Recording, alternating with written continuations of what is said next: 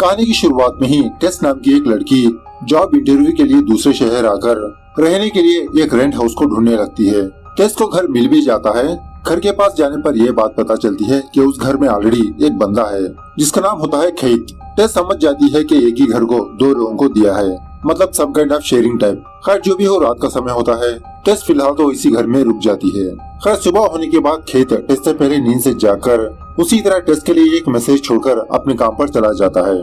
उसके बाद टेस भी रेडी शेडी होकर जब अपने घर से बाहर आती है तो वहाँ के काफी सारे घर बहुत ही पुराने होते हैं।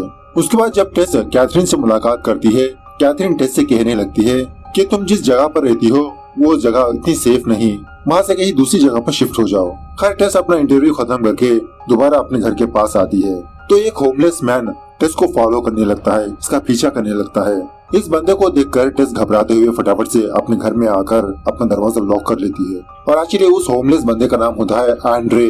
टेस से कहने लगता है तुम यहाँ से चली जाओ, तुम यहाँ से चली जाओ। ऐसा कहते हुए एंड्रे भी वहाँ से चला जाता है। उसके बाद टेस इस घर के बेसमेंट में आकर अनलकीली लॉक हो जाती है और एक्चुअली इसी बेसमेंट में एक सीक्रेट कमरा होता है।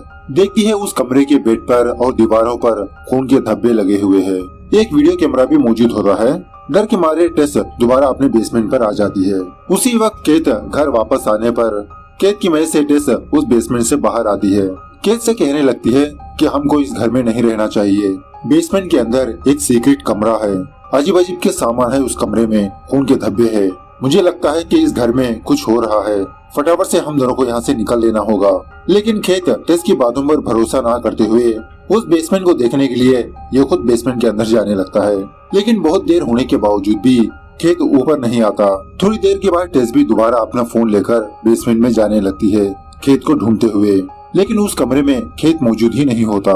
उसके बाद गौर से देखने पर इस कमरे में टेस को एक गुफा नजर आती है। टेस घबराते हुए धीरे धीरे उस गुफा के अंदर जाते हुए केत को बुलाती रहती है। तभी केत जख्मी हालत में टेस के पास आता है। टेस पूछने लगती है कि तुमको क्या हुआ। केत कहने लगता है कि यहाँ पर कोई है, उसी ने मुझे मारा, जख्मी किया।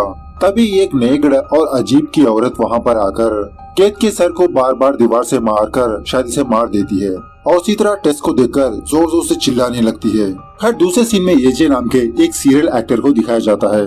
रिसेंटली येजे ने अपने को स्टार से बदतमीजी से पेश आने की वजह से उस औरत ने येजे पर केस ठोक दिया, जिसकी वजह से येजे ने अपनी सारी प्रॉपर्टी बेचकर येजे अपने पुराने घर को भी बेचने के लिए इस घर के पास आता है। एक्चुअली येजे का पुराना घर वही होता है जो फिलहाल टेस यहाँ पर रहती है। यहाँ आने के बाद येजे को लगता है कि इस घर में कोई रह रहा है। येजे बेसमेंट में जाकर मेजरमेंट्स वगैरह लेने लगता है तो एक सीक्रेट रूम में इसको टीवी की आवाजें सुनाई देती रहती है कि ब्रेस्ट फीडिंग कैसे करना है एक्सेट्रा। इसी को चेक करने के लिए जब येजे उस टनल के अंदर जाता है तो कोई अनजान बंदा या बंदी येजे का हाथ का टेप खींचने लगते हैं। येजे अपनी जान बचाने के लिए जब भागने लगता है तो येजे एक होल में जाकर गिर जाता है। एक्चुअली वो एक होल नहीं बल्कि एक केज होता है जहाँ पर इसकी मुलाकात टेस से होती है, जो बेचारी ये भी वहाँ पर कैद हो चुकी होती है। उसके बाद सीन थोड़ा फ्लैशबैक में जाने लगता है 1980s। उस टाइम यहाँ का माहौल बहुत ही अच्छा था, मतलब चारों तरफ घर, आबादी। फ्रैंक नाम का एक बंदा इस घर में रहा करता था। एक दिन फ्रैंक का नेबर फ्रैंक के पास आकर कहने लगता है कि मैं भी इस कॉलोनी को छोड़कर जाने वाला हूँ। हमारे कॉलोनी के काफी सारी औरतें अचानक गायब हो रही है, इसलिए हम लोग यहाँ से जा रहे हैं, क्या तुम लोग भी जा रहे हो? फ्रैंक कहने लगता है कि मैं कहीं पर भी नहीं जाने वाला। इस तरह से एक स्टोर जाकर डायपर्स वगैरह खरीदने के बाद वहाँ की एक औरत को फॉलो करने लगता है। जब वो औरत अपने घर में जाती है, फ्रैंक उस औरत को फॉलो करते हुए उसके घर के पास जाकर उससे कहने लगता है कि मैं प्लम्बिंग का काम करता हूँ, क्या मैं आपके घर की चेकिंग कर सकता हूँ? इस तरह से फ्रैंक वॉशरूम में जाकर वहाँ की खिड़की खोल देता है। उसके बाद फ्रैंक वापस अपने घर आकर जब बेसमेंट में जाता है तो बेसमेंट में कोई औरत चीखनी चिल्लाती रहती है। उसके बाद सीन प्रेजेंट डे पर शिफ्ट होता है। टेस येजे से कहने लगती है अगर तुम जिंदा रहना चाहते हो तो चुपचाप रहो। यहाँ पर एक अजीब की औरत रहती है और वो औरत हम दोनों को अपना बच्चा मारती है। येजे पूछने लगता है कौन है वो औरत, क्यों मारती है? तभी वहाँ पर वो अजीब की औरत आकर येजे को एक दूध का बोतल देकर पीने के लिए कहती है। येजे इस दूध की बोतल को देखकर कहने लगता है कि ये बहुत ही गंदा है, मैं नहीं पीऊंगा, और वैसे भी इस उम्र में दूध कौन पीता है। टेस येजे से रिक्वेस्ट करने लगती है कि प्लीज तुम फटाफट से इस दूध को पी लो। उसके बाद जब वो औरत टेस को दूध पिलाने लगती है, टेस चुपचाप से उस बोतल को अपने मुंह में रखकर दूध पीने लगती है। अब येजे दूध ना पीने की वजह से वो औरत येजे को अपने कमरे में लाकर जबरदस्ती ब्रेस्ट फीडिंग करने लगती है। इसी दरमियान में टेस वहाँ से बाहर निकलने लगती है। टेस को ऑब्जर्व करके वो अजीब की औरत टेस को फॉलो करने लगती है, इसका पीछा करने लगती है। लेकिन तभी एंड्रे आकर, जो मूवी की स्टार्टिंग में दिखाया गया था ना, टेस को उस टनल से बाहर निकाल लेता है। वो अजीब की औरत घर से बाहर ना निकलते हुए टेस को देखकर चुपचाप दोबारा अंदर चली जाती है। इस तरफ टेस एंड्रे से कहने लगती है कि अंदर एजे नाम का एक बंदा है, मुझे उसको बचाना होगा। एंड्रे कहने लगता है कि अगर तुम इस बार अंदर चली गई तो दोबारा वापस नहीं आ पाओगी। रात होने के बाद वो औरत तुमको ढूंढते हुए बाहर आएगी। उस टाइम तुम उस घर के अंदर जाकर अपनी गाड़ी की चाबी और उस एजे को बचा ले आना। इस तरफ टनल में एजे वहाँ से बाहर निकलने की कोशिश करने लगता है। इसी में जब एजे किसी कमरे में जाता है तो उस कमरे में बूढ़ा फ्रैंक होता है, बिस्तर पर लेटा हुआ। फ्रैंक को देखकर एजे समझने लगता है कि शायद उस अजीब की औरत ने इसको भी यहाँ पर बांध के रखा होगा। अब फ्रैंक बहुत बूढ़ा होने की वजह से ये बात भी नहीं कर पा रहा होता, बस कुछ इशारे दिखाते रहता है एजे को।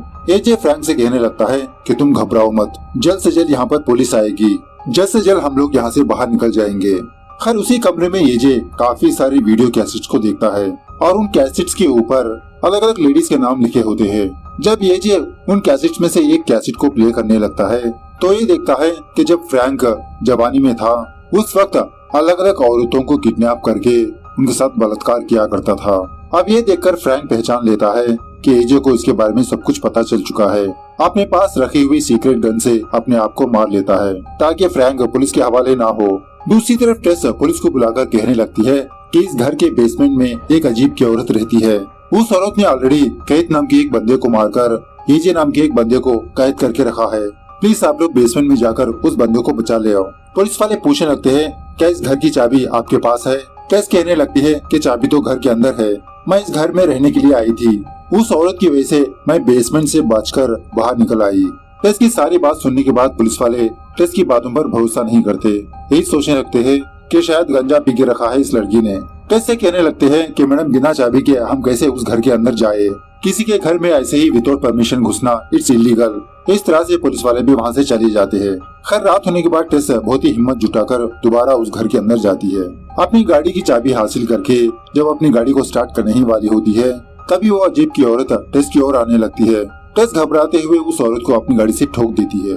उसके बाद टेस बेसमेंट में जाती है एजे को बचाने के लिए।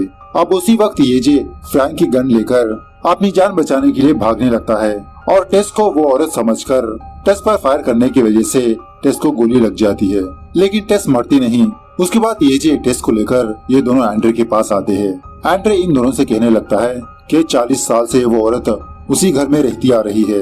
एजे कहने लगता है कि मैंने उस घर को खरीदा था। एंड्रे कहने लगता है कि तुमने सिर्फ उस घर को खरीदा, लेकिन उस घर के सीक्रेट कमरे में वो अजीब की औरत, उसका फादर सालों से रहते हैं।